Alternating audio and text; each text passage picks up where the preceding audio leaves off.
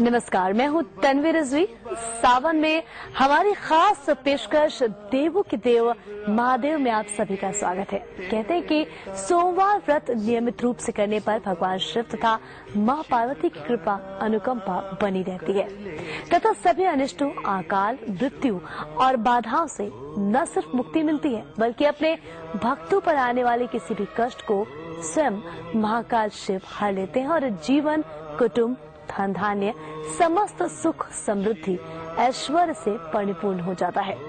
आज दूसरा सोमवार है और सावन की शिवरात्रि एक साथ है। ऐसे दुर्लभ संयोग में आपको सही विधान बताने के लिए हमारे साथ स्टूडियो में मौजूद है पंडित वैभव नाथ शर्मा। आपका बहुत बहुत स्वागत है। नमस्कार हमारे शो में। और अब शुरुआत करते हैं इस प्रोग्राम की।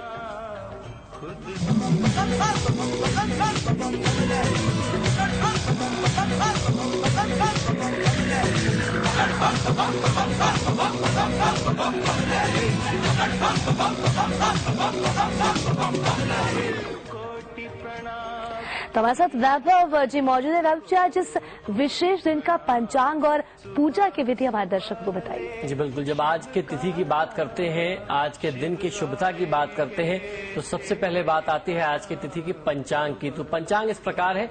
विक्रम संवत 2070, सावन का महीना चल रहा है, कृष्ण पक्ष है, सोमवार का दिन है और तिथि है चतुर्दशी। उसके साथ साथ आज जो नक्षत्र है वह पुनर्वसु और चंद्रदेव जो है वह कर्क राशि में विचरण कर रहे हैं। सूर्योदय से पहले जब आप बात करते हैं कि किस विधि विधान से पूजा पाठ करना है, तो जातक को, जिस भी जातक को महादेव शिव की साधना आराधना करनी होती है, जो आज सोमवार की तिथि में लोग व्रत कर रहे हैं, आपको प्रातः काल जो है जल्दी उठ करके स्नान ध्यान से निर्वृत्त हो जाना चाहिए और उसके बाद स्नान कर लेने के बाद गंगा जल या किसी भी तीर्थ के पवित्र जल को लेकर के अपने घर को, पूरे घर को शुद्ध करें। उस जल से सिंचित करना चाहिए, अर्थात छिड़काव करना चाहिए अपने घर में। उससे आपका घर जो है पवित्र होता है और शिव पूजा के योग्य बनता है। शिवालय में या मंदिर में सफेद वस्त्र धारण करके ही शिव पूजा के लिए आपको जाना चाहिए। आप अपने घर में भी ये शिव पूजा कर सकते हैं, आसपास के किसी शिवालय में जाकर के भी आप इस पूजा को कर सकते हैं। भगवान शिव, पार्वती, गणेश जी की मूर्ति के सामने सबसे पहले आपको व्रत का संकल्प लेना चाहिए। जिस भी कामना के साथ, जिस भी इच्छा के साथ आप इस व्रत को कर रहे हैं, मन में कोई भी भाव, कोई भी लालसा है तो आपको उनके समक्ष अवश्य बोल देना चाहिए। संकल्प के बाद प्रथम पूज्य भगवान श्री गणेश का ध्यान और पूजा आपको पहले करनी है, ये बात आप जरूर ध्यान रखिएगा। श्री गणेश के ध्यान और पूजा के बाद भगवान शिव का मन ही मन आपको ध्यान करना चाहिए और आप उनसे अपनी समस्त मनोकामनाओं की सिद्धि के लिए, अपने परिवार के कल्याण की प्रार्थना कर सकते हैं। भगवान शिव का जब आप ध्यान कर लें तो भगवान शिव का जो पंचाक्षरी या षडाक्षरी मंत्र, किसी भी मंत्र से आप उनकी पूजा आराधना कर सकते हैं। ओम नमः शिवाय से भगवान शिव की पूजा करनी चाहिए। ओम नमः शिवाय से मां पार्वती की आराधना करनी चाहिए। ये हमने आपको पहले भी बताया था। भगवान शिव को जल, दूध, दही, शहद, घी, चीनी से जो निर्मित पंचामृत है उससे आपको स्नान कराना चाहिए। उसके बाद विशेष रूप से चंदन, लाल चंदन, बिल्वपत्र, भांग, धतूरा, जनेऊ जोड़ा, रोली और कुछ दक्षिणा अपनी तरफ से आप रख करके नैवेद्य अर्पित करें। ये है सामान्य विधि जो किसी भी व्यक्ति को करना चाहिए आज की तिथि में पूजा के लिए। और आज की तिथि के लिए, सावन के दूसरे सोमवार के लिए हमारे यहाँ बहुत ही विशेष उपाय बताया गया, जिसे शिव मुट्ठी कहते हैं। मैंने आपको पिछले सोमवार को भी बताया था। इस दूसरे सोमवार में जब आप भगवान शिव की आराधना करते हैं तो शिवलिंग पर एक मुट्ठी सफेद तिल अर्पित करना चाहिए। ऐसा मानते हैं कि सफेद तिल अर्पित करने से जो भी आपकी भाग्य बाधा है, आपके काम में जो बार बार बाधाएं आती हैं, आपको आगे बढ़ने में, विकास में जो बाधाएं आती हैं, आपके सुख में जो विघ्न बार बार आ जाते हैं, वो विघ्न, वो बाधाएं दूर होती हैं और हर प्रकार के कष्टों से मुक्ति मिलकर के जीवन सुखमय बनता है। जब आप शिव पार्वती की पूजा कर लें तो उसके बाद आपको सोमवार के व्रत की कथा भी सुननी चाहिए। आप स्वयं भी उसको पाठ कर सकते हैं या किसी आचार्य के माध्यम से, परिवार के किसी अन्य सदस्य के माध्यम से आप उसको श्रवण भी कर सकते हैं। जब आप इस विधि से पूजा कर लें तो इस पूजा के अंत में धूप दीप से भगवान शिव की आरती करना बहुत ज्यादा अनिवार्य होता है। कर्पूर से, देसी घी के दीपक से आपको आरती करनी चाहिए और उसके उपरांत प्रसाद का वितरण जितने ज्यादा ज्यादा से ज्यादा लोगों के बीच में आप करें तो आपको लाभ मिलेगा। पूजा के दौरान जो भी आपसे गलती रह गई हो, कुछ भूल चूक हो गई हो, कुछ आपसे कहीं कोई प्रक्रिया छूट गई हो, उसके निमित्त आपको क्षमा प्रार्थना अवश्य कर लेना चाहिए। अपनी कामना पूर्ति के लिए भी आपको प्रार्थना अवश्य करना चाहिए। प्रदोष काल यानी संध्या काल में शिव पूजा करें और रात में भोजन करना चाहिए। ऐसा सोमवार के व्रत का नियम होता है, सावन के सोमवार के व्रत का नियम होता है। और आज की जो तिथि है वो बहुत ही विशेष है।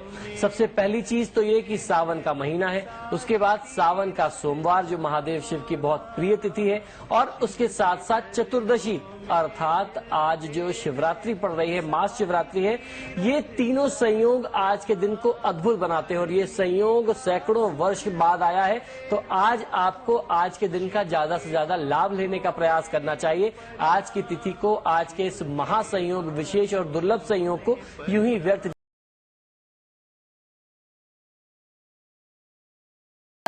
दुर्लभ संयोग है, कहना है पंडित जी का। और हमारे साथ दीप नारायण जुड़ चुके हैं, हमारे संवाददाता।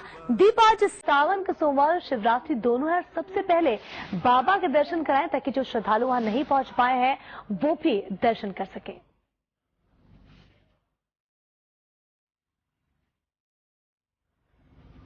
जी बिल्कुल, आज भक्ति की जो बयार देखने को मिल रही है वो शायद ही कभी देखने को मिलती है लोगों को।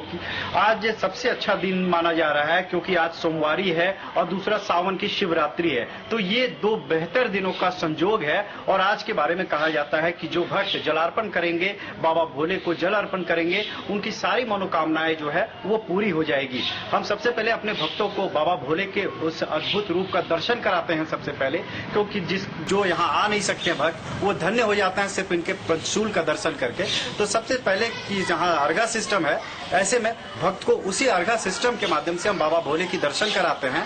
और उस अद्भुत वो चमकता हुआ जो रूप है, जब जलार्पण उनके मस्तिष्क पर गिरता है और वो जो चमक देखने को मिलती है, उसका दर्शन हम सबसे पहले भक्तों को कराते हैं। और उसके बाद हम भक्तों को बताएंगे कि आज का जो दिन होता है वो कितना महत्वपूर्ण है और आज जलार्पण करने से क्या फायदा मिलता है भक्तों। तो हमारे साथ हमारे संवाददाता दीप नारायण थे और हमारे साथ पंडित जी स्टूडियो में मौजूद हैं। पंडित जी, सोमवार को व्रत करने का महत्व इतना ज्यादा क्यों है? क्यों है शिव जी को सावन का महीना इतना प्रिय? ये हम भी जानना चाहेंगे, हमारे दर्शक भी जानना चाहेंगे। जी बिल्कुल, देखिए हमारे धर्मशास्त्रों में कहते हैं कि अमोघ फलदायी है सोमवार की तिथि। और सोमवार की तिथि में खासतौर पर सोमवार जब सावन का सोमवार हो उसमें व्रत करना, शास्त्रों और पुराणों में श्रावण के सोमवार को व्रत करना अमोघ फलदायी कहा गया है। विवाहित महिलाओं को श्रावण सोमवार का व्रत करने से परिवार में जो है खुशियां आती हैं, सुख समृद्धि मिलती है और उसके साथ साथ सम्मान प्राप्ति होती है, सुयोग्य वर की प्राप्ति होती है। जबकि पुरुषों को इस व्रत को करने से कार्य व्यवसाय में उन्नति मिलती है, शैक्षणिक गतिविधियों में बहुत अच्छी सफलता मिलती है और आर्थिक रूप से जो है वो संपन्नता प्राप्त होती है, सक्षमता प्राप्त होती है। अविवाहित लड़कियां यदि श्रावण के प्रत्येक सोमवार को शिव परिवार का विधि विधान से पूजन करती हैं और उन्हें अच्छा, तब उन्हें जाकर के भगवान शिव की कृपा मिलती है।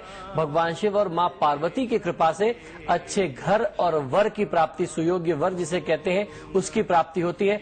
हर कन्या का एक यही सपना होता है कि मुझे अगर वर मिले तो महादेव शिव जैसा हो। इसीलिए आपने देखा होगा कि कन्याएं सबसे ज्यादा इस व्रत को करती हैं और भगवान शिव की साधना जिस प्रकार से सैकड़ों हजारों वर्ष पूर्व मां पार्वती ने की थी, उसी प्रकार से आज भी लड़कियां उस तरीके से साधना करती हैं, तो उसका बहुत अच्छा लाभ मिलता है। भगवान शिव भी कल्याण करते हैं, मां पार्वती की भी कृपा मिलती है। उसके साथ साथ जो सोमवार को व्रत करने की कथा है, उस कथा को भी मैं आज अपने दर्शकों को बताना चाहूंगा आपके इस कार्यक्रम के माध्यम से। एक कथा के अनुसार जब सनत कुमारों ने महादेव से उन्हें सावन महीना प्रिय होने का कारण पूछा, तो महादेव भगवान शिव ने बताया कि जब देवी सती ने अपने पिता दक्ष के घर में योग शक्ति से शरीर त्याग दिया था, उससे पहले देवी सती ने महादेव को हर जन्म में पति के रूप में पाने का प्रण किया था। तो अपने दूसरे जन्म में देवी सती ने पार्वती के नाम से जन्म लिया। पार्वती के नाम से हिमाचल और रानी नैना के घर में पुत्री के रूप में जन्म लिया था।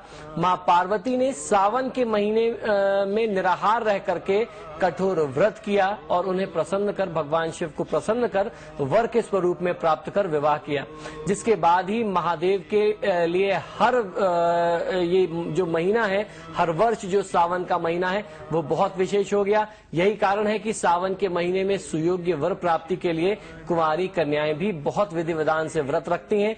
जिनका विवाह हो गया वह स्त्रियां भी अपने पति की दीर्घायु के लिए, पति के कल्याण के लिए व्रत करती हैं, महादेव शिव की पूजा पाठ करते हैं। और ऐसा भी हमारे शास्त्रों में उल्लेख मिलता है कि सावन के महीने में ही समुद्र मंथन किया गया था, जिससे विष का पात्र निकला था, जिसे भगवान शिव ने पी लिया था, जिसका पान किया था। और उस तेज को, उस गर्मी को, उस विष की उष्णता को शांत रखने के लिए भगवान शिव का अभिषेक करते हैं, जलाभिषेक और दुग्धाभिषेक करते हैं, जिससे उसकी जो गर्मी है वह ताप जो है भगवान शिव को कष्ट न दे।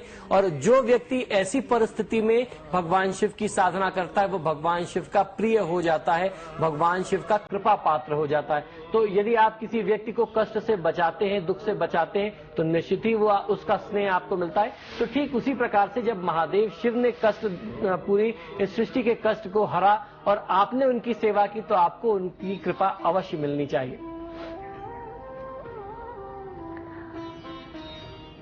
और हम एक बार फिर से चलेंगे दीपनारायण के पास, क्योंकि कुछ तकनीकी खराबी की वजह से हम आपको बाबा के दर्शन नहीं करा पाए थे। हम सीधे चलते हैं दीपनारायण के पास और दर्शन कराते हैं, ताकि जो श्रद्धालु वहां नहीं पहुंच पाए हैं वो भी बाबा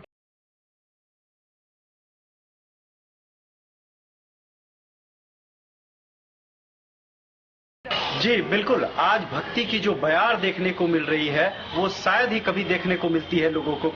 आज सबसे अच्छा दिन माना जा रहा है, क्योंकि आज सोमवारी है और दूसरा सावन की शिवरात्रि है। तो ये दो बेहतर दिनों का संजोग है। और आज के बारे में कहा जाता है कि जो भक्त जलार्पण करेंगे, बाबा भोले को जल अर्पण करेंगे, उनकी सारी मनोकामनाएं जो है वो पूरी हो जाएगी। हम सबसे पहले अपने भक्तों को बाबा भोले के उस अद्भुत रूप का दर्शन कराते हैं सबसे पहले, क्योंकि जो यहाँ आ नहीं सकते भक्त वो धन्य हो जाते हैं सिर्फ इनके पंचशूल का दर्शन करके।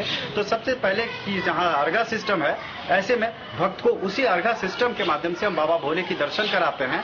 और उस अद्भुत वो चमकता हुआ जो रूप है, जब जलार्पण उनके मस्तिष्क पर गिरता है और वो जो चमक देखने को मिलती है, उसका दर्शन हम सबसे पहले भक्तों को कराते हैं। और उसके बाद हम भक्तों को बताएंगे कि आज का जो दिन होता है वो कितना महत्वपूर्ण है और आज जलार्पण करने से क्या फायदा मिलता है भक्तों। दीप, आज सावन का सोमवार और शिवरात्रि एक साथ है। ऐसा शुभ सहयोग अगर देखें तो बहुत कम बनता है। ऐसे में श्रद्धालुओं में कैसा उत्साह देखने को मिल रहा है?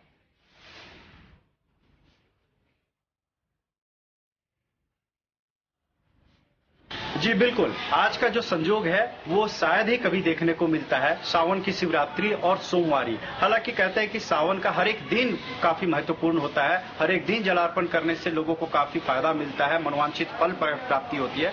लेकिन इस खास दिन को भक्त अपने हाथों से नहीं जाने देना चाहते हैं और यही कारण है कि लाखों की संख्या में जो है भक्त वो देवघर पहुंच चुके हैं और जलार्पण के लिए पंक्तिबद्ध हैं।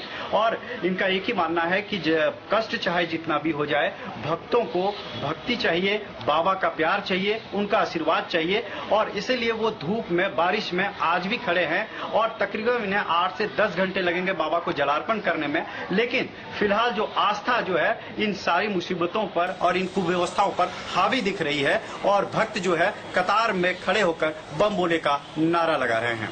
जी दीप, बाबा धाम में श्रृंगारी पूजा का भी खास महत्व बताया जाता है। इसमें जेल के कैदियों द्वारा बनाए गए मुकुट पहनाते हैं। इसके पीछे आखिर क्या पौराणिक तथ्य?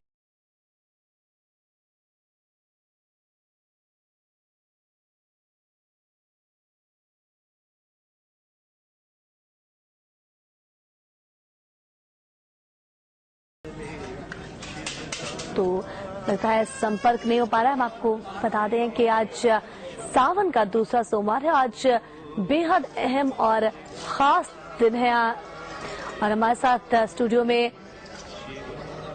पंडित जी मौजूद हैं। वैभव जी, आज सावन का दूसरा सोमवार है और सावन की शिवरात्रि दोनों एक साथ हैं। आज के दिन महामृत्युंजय मंत्र के जाप का क्या महत्व और जाप कैसे करें और क्या क्या जाप के दौरान क्या क्या सावधानियां बरतें, बताइए हमारे दर्शकों को। देखिए, महामृत्युंजय मंत्र जो है वो अपने आप में बहुत ही विशेष, बहुत ही चमत्कारी, जिसे महामंत्र कहते हैं, ये अकाल मृत्यु को हरता है।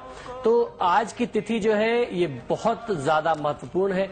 महामृत्युंजय का जाप तो आप किसी भी परिस्थिति में कर सकते हैं। जब आपको बहुत गंभीर रोग हो, शोक हो, दुख हो, दारिद्र हो, आरोग्यता की प्राप्ति आपको करनी हो, तो इस परिस्थिति से बचने के लिए आपको ये जाप करना चाहिए। और जब महादेव शिव की प्रिय तिथि हो जाए, जैसे आज ये जो बहुत विशेष संयोग बन रहा है, बहुत ही दुर्लभ संयोग बन रहा है, तो ऐसी तिथि में इसका जाप कर लेना। हमारे शास्त्रों में कहते हैं कि 9 महामृत्युंजय मंत्र का जाप करना आज की तिथि में 9 करोड़ महामृत्युंजय मंत्रों के बराबर जो फल मिलता है, वो पुण्य फल आपको आज मिल सकता है। तो आज की तिथि बहुत शुभ है। आप किसी भी प्रकार से महादेव की आराधना कर सकते हैं। महामृत्युंजय मंत्र का जो प्रभावशाली लाभ है वो आपको जरूर आज लेना चाहिए। और आप महामृत्युंजय मंत्र तो अवश्य करते होंगे, लेकिन जो उसका बीज स्वरूप है, अर्थात जो बीज मंत्र है, उसका जाप आपको करना चाहिए। ओम होम जूम स ओम भू भुवः स्व ओम त्र्यंबकम यजामहे सुगंधिम पुष्टिवर्धनम उर्वारुकमिव बंधनान मृत्युर्मुक्षीय मामृतात् स्व भुवः भू ओम सह जूम ओम होम ओम। ये जो महामृत्युंजय है, इस महामृत्युंजय मंत्र का जाप किसी भी जातक को बहुत अच्छा लाभ देता है। और इसका जाप जो है, इसको मृत संजीवनी महामंत्र भी कहते हैं, महामृत्युंजय मंत्र भी कहते हैं। महामृत्युंजय मंत्र के जाप में सावधानी क्या रखनी चाहिए, ये भी मैं आपको बता दूं।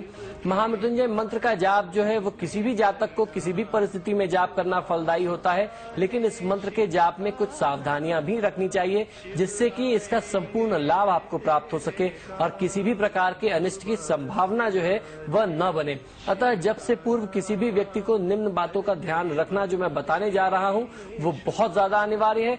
जो आप मंत्र जाप का उच्चारण करते हैं वो बहुत ही शुद्धता और सावधानी के साथ करना चाहिए।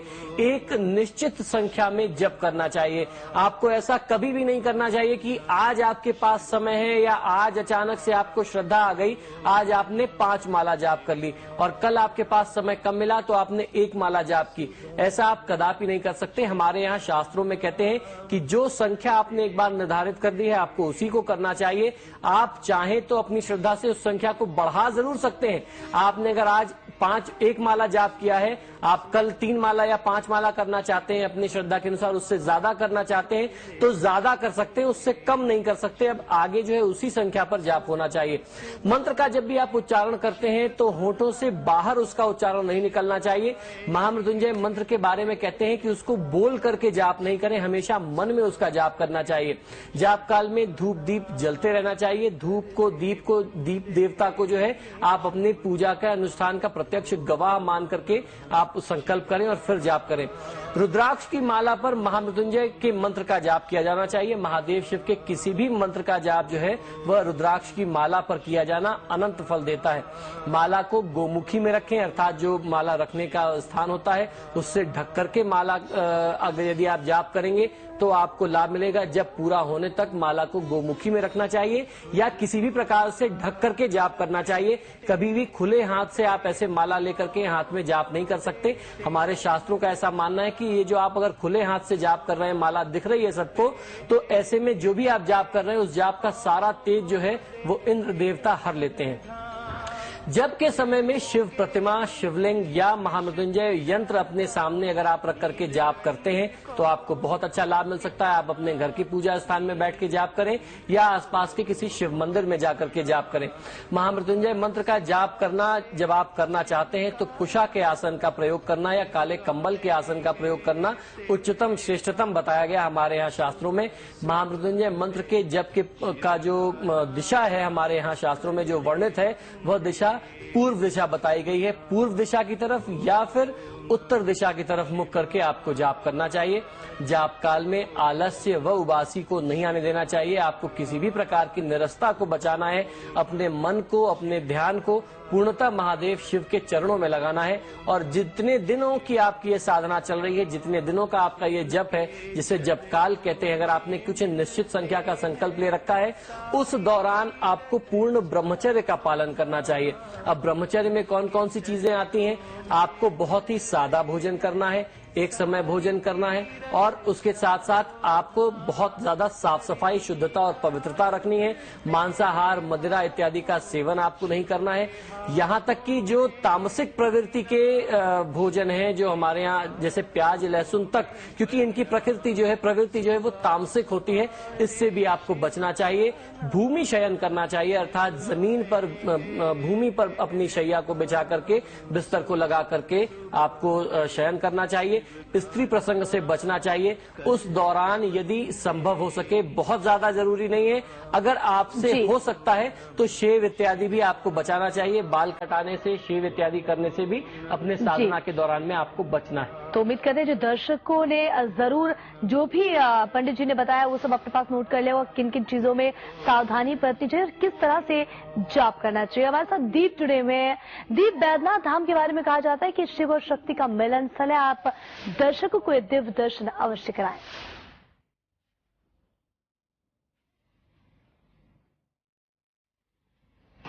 जी देखिए, जो 12 ज्योतिर्लिंग है वहां पर, उसमें से खास ज्योतिर्लिंग माना जाता है, ये मनोकामना लिंग के नाम से भी जाना जाता है। बहुत कम लोगों को ये पता होता है कि ये विश्वविख्यात मंदिर है और यहाँ शिव और शक्ति दोनों एक साथ विराजमान है। इसके पीछे भी काफी पौराणिक कथाएं हैं कि यहाँ पर राजा दक्ष के दरबार में जब पार्वती गई थी और वहां पर शिव को बेइज्जत होते हुए नहीं देख पाई, तो उसके बाद वो काफी विचलित हो गई और उन्हें हवन कुंड में वो चली गई। उसके बाद शिव जो है उन्होंने तांडव करना शुरू किया था और उसको शांत करने के लिए फिर उसके बाद सती के टुकड़े टुकड़े कर दिए गए थे ताकि इनका गुस्सा शांत हो सके। तो हर एक खंड जहां पर गिरा वहां एक शक्तिपीठ की रचना हुई। तो जो देवघर है बाबा धाम, यहाँ पर माता है सती का हृदय गिरा था, इसलिए इसे हृदयापीठ भी कहते हैं। और यहाँ पर शिव और शक्ति दोनों का मिलन स्थल माना जाता है। यही कारण है कि यहाँ पार्वती मंदिर जरूर है, लेकिन वहाँ पार्वती नहीं, यहाँ त्रिपुर सुंदरी और का मंदिर है और जहाँ पर पूजा किया जाता है। तो यहाँ पर बाबा भोले और पार्वती मंदिर के बीच गठबंधन कराया जाता है और कहा जाता है कि यहाँ पर पूजा करने से शिव और शक्ति दोनों का आशीर्वाद एक साथ प्राप्त होता है। यही कारण है कि यहाँ भक्त का जन सैलाब उमड़ता है और वही जन सैलाब आज देखने को मिल रहा है। जी दीप, बहुत बहुत धन्यवाद इन तमाम जानकारियों के लिए। और दर्शकों, अब समय हो गया आपसे विदा लेने का। वैभव जी हमारे साथ मौजूद थे, बहुत बहुत आपका भी धन्यवाद हमारे दर्शकों को तमाम विधि विधान बताने के लिए और पूजा के आखिर में आरती का क्या महत्व है ये बताने के लिए। तो चलिए हम अंत में आपको छोड़